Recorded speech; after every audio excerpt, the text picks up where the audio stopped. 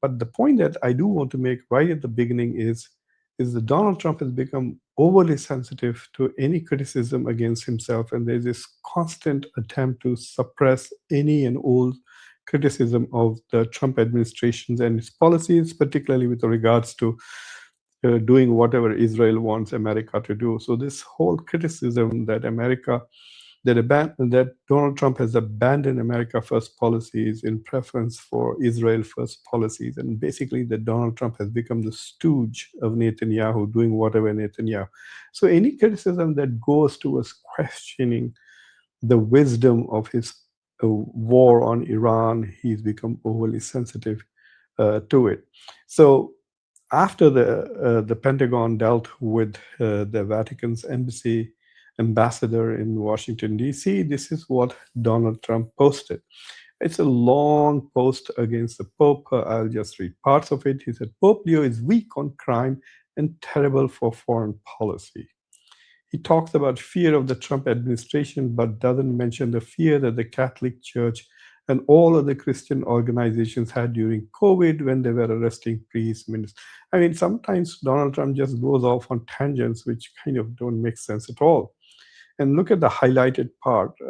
And then he says, and I don't want a pope who criticizes the president of the United States because I'm doing exactly what I was elected in a landslide.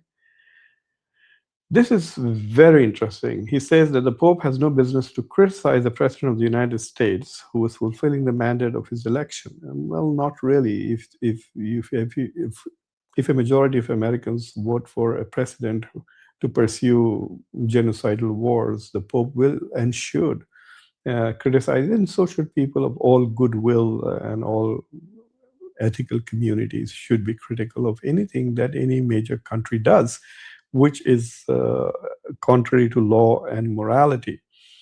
But to say that the president is doing exactly what I was there, Donald Trump here is blatantly lying. He was not elected to attack Iran. In fact, it's the exact opposite.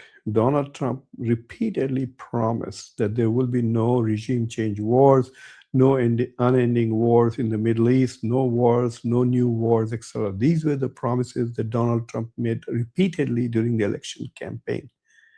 So even though he is the elected president of the United States, he's not doing what he was elected to do. He's doing the opposite of what he was elected to do.